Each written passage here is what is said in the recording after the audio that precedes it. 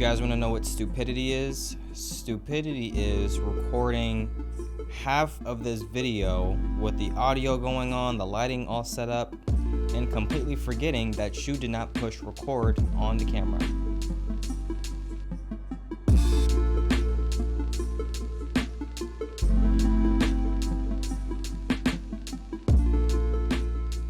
What is going on, guys? Eric White's in the building, and no, I did not choose my last name.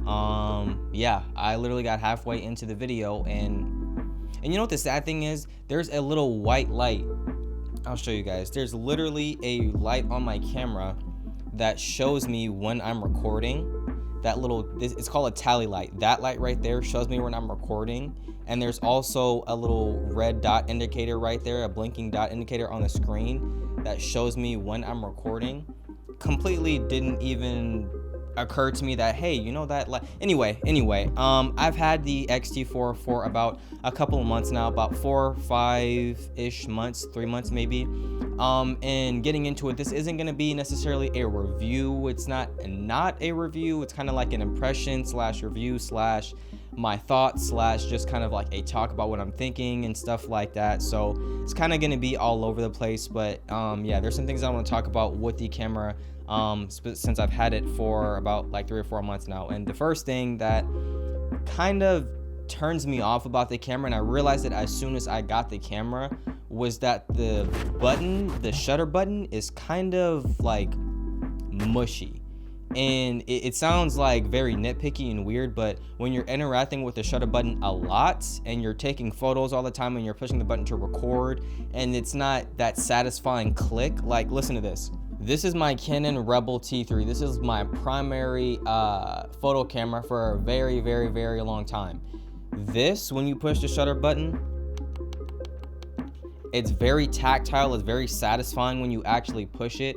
I don't get that on the XT4. It's very like soft and mushy, and it's not very tactile. It's very like, I don't know how to explain it. I was gonna make a noise, but it didn't sound right. It's just not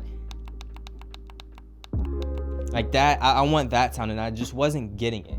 And yeah, it was just overall very unsatisfying to take photos and do videos and stuff like that when the sound sounded just, or the feeling of pushing the button was just very mushy. And the other thing that kind of set me off, continuing with the ergonomics about the XT4, was the grip itself of the camera.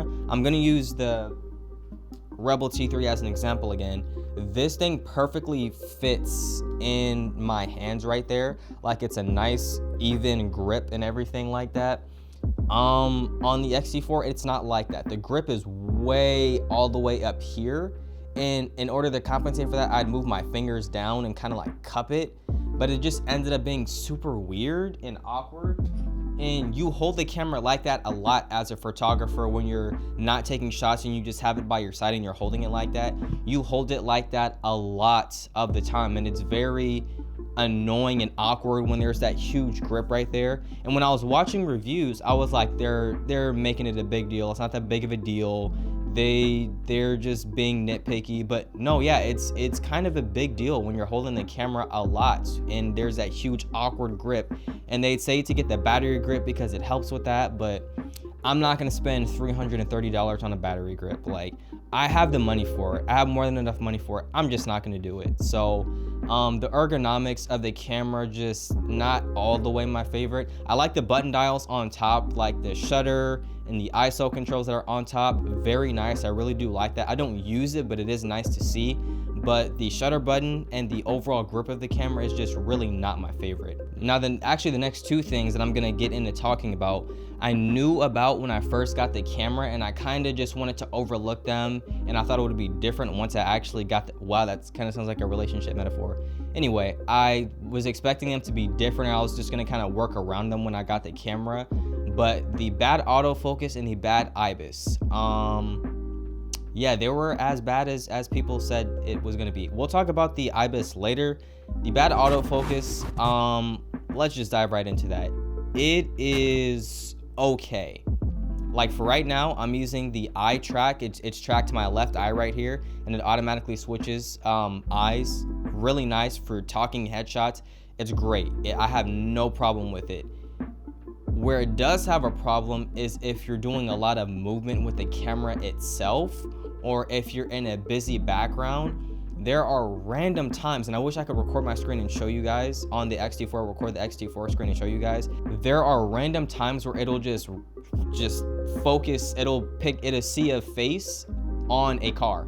Like when I was out shooting for my job, I was doing a video for an event that they did about a week ago, and when I was taking photos, I had it focused on the person, and as I was doing a burst shoot, it would randomly focus on the car in the middle of the shot, which means it would shift focus, which meant the subject that I was focusing on was out of focus for like 5 or 6 shots during that whole burst lapse of photos.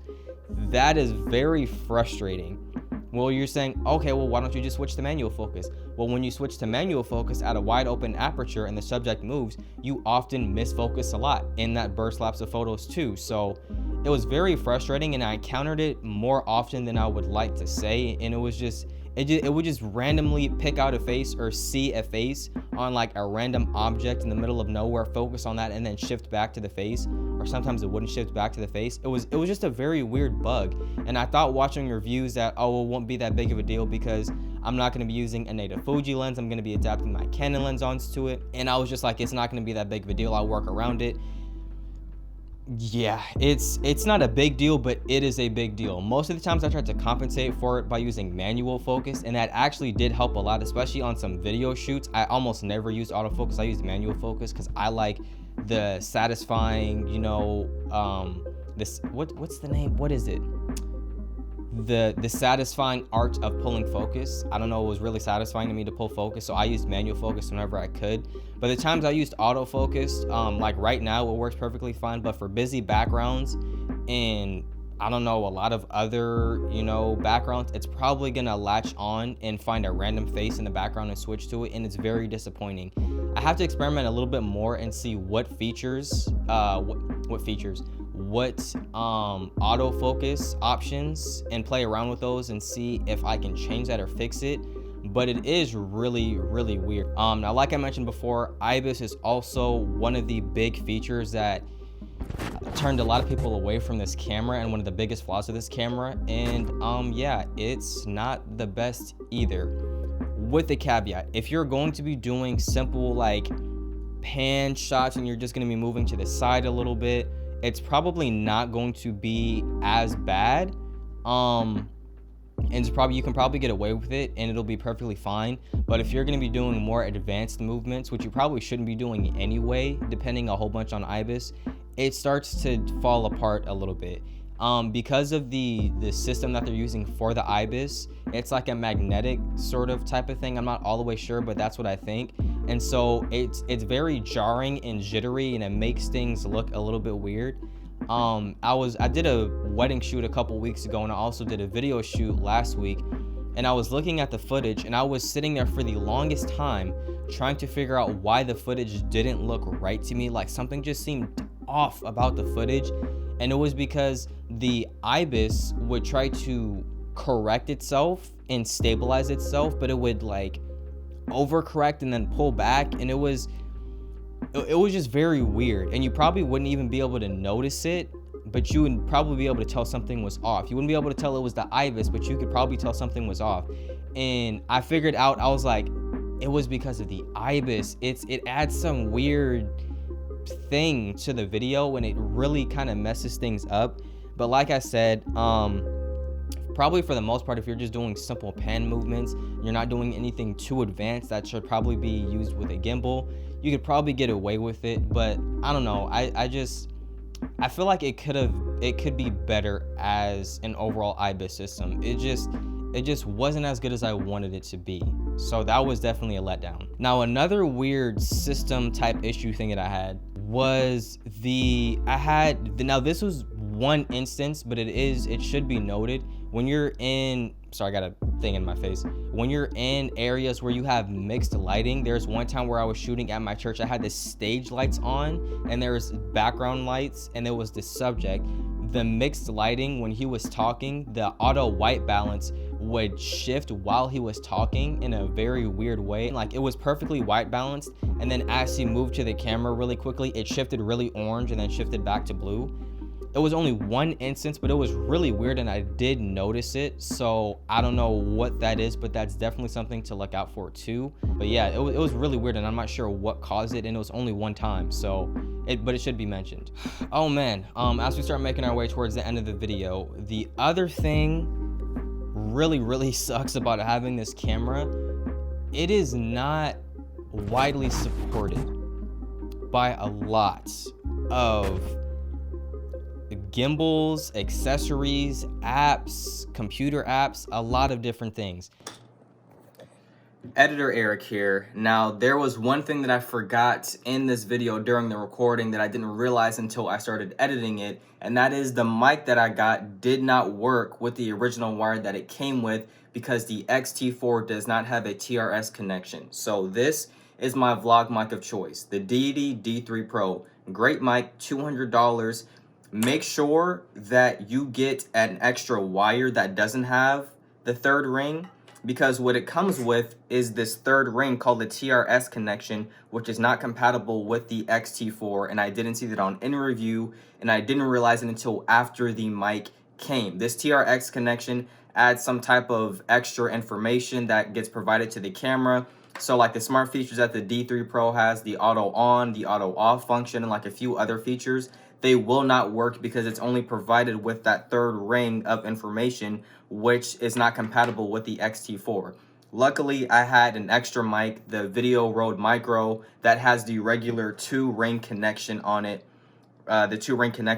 so it worked perfectly fine with that wire. But just in case you guys are looking for mics and you're looking at the Deity D3 Pro or any other mic that has that third ring with a TRS connection, make sure you either get another cord or you just get another mic entirely, something that only has the 2 rings, because if it's going to be the 3-ring with the TRS connection, it's literally not going to work at all. I tried everything. It's just not compatible with the XT4 ecosystem. Back to the video. Fuji released a Fujifilm webcam software that you can get that works for Zoom, it works for Skype, but if you're trying to use it to live stream, which I do on Twitch, if you guys want to go follow me, I'll leave a link down below for my Twitch. Thank you. If you want to use it for OBS, it will not work. Like, just straight up, it does not work at all. In order to make it work, I had to get a third-party software called Minicams and use that, but even when I use that, it's not the best quality and it's still super choppy. Now, yeah, I could get the cam link and, you know, get that all set up, but I don't want to do that. I don't want to pay more than I have to. I want the Fujifilm webcam software to work like it says it should on OBS and not just Zoom and Skype and other video call services. I want to be able to stream with this thing and not have to pay, you know, like even Canon has their webcam utility that allows you to use the Canon webcams without the cam link as an OBS, you know, camera. And, you know, it would be nice if Fujifilm did that, so that does suck. So, and then when I got my gimbal, when I tried to hook it up, luckily, very luckily, there is an update so that it did support my camera. But if I would have bought the gimbal a year ago when it first came out, I would have been not able to use like some of the features in it, for a good amount of features actually, for a while, until they actually pushed out the update for the gimbal to be able to be compatible with my camera. There's a few other examples. Some SD cards do not work with this camera for some reason. I was looking at reviews when I was first getting SD cards. Some of them just straight up do not work for this camera. Like, they'll crash, the files won't work, you can't view them, like very weird stuff. Luckily, I haven't encountered that, but that is something to look out for. It's just very weird. Like, you really have to be cautious when you're using this camera, or when you buy this camera and you're looking at stuff to buy for it. You have to make sure that it actually supports the Fujifilm ecosystem, because there was a lot of stuff that either just didn't support it and you had to go third party, or it was just barely started supporting it like at that point. So you really have to look out for that, and that's one of the things that's starting to really turn me off about it. Oh my gosh, the other thing, and this wasn't a big letdown, but it just straight up sucks a lot. The Fujifilm remote camera app is awful. Like, it is terrible. When I first got the app, I didn't look at the reviews or how many stars it had. I just immediately downloaded the app because it had the Fujifilm camera. And I thought I was doing something wrong because this is my first camera where I can connect it to my phone and just do a bunch of actually Bluetooth, Wi-Fi, all those cool features the first time. So I thought I was doing something wrong when the app wasn't working, but no, this app is just not good. Like straight up just is not good. It'll connect to your camera, it'll connect to your phone. You can use the remote shutter, you can start and stop, you can take photos and stuff with it. That's about it. You can't move the photos off of your phone. You can't move the photos off of the camera. You can't do any of, that's probably the only thing you really want to do, but the functionality is terrible. Like anytime I tried to do any other option besides the remote camera shutter, it would just completely gray out the options, and I would wait and nothing would happen. I would close down the app, try to come back to it, nothing would happen. It was just really weird. And after I actually looked into the app store and looked at the reviews, I found out that a lot of people were having that problem, that it just wasn't a good camera app. And I'm just like, man, dude, not this camera really sucks, but geez, this like really sucks. Like I want this camera to be so much better than what it is. And it sucks because I didn't mention that at the beginning of the video, but I really do like using the camera. Like the quality coming out of this, the image quality, the video codecs, the 10-bit 422, the 4K 60, I really enjoy all of those features. I really do. But it comes with bad IBIS, bad compatibility with other brands and other software, like just, like features that are actually kind of important and mean a lot when you're, paying like $1,500, $1,700 for this camera. That should be something that, shouldn't be compromised. So in short, I might be taking this camera back. Or not taking it back. I'm way past the month period of being able to return it. What I might do is go to Lens Rentals, rent out the not the A7S III, but the A6600, more specifically the Canon R6.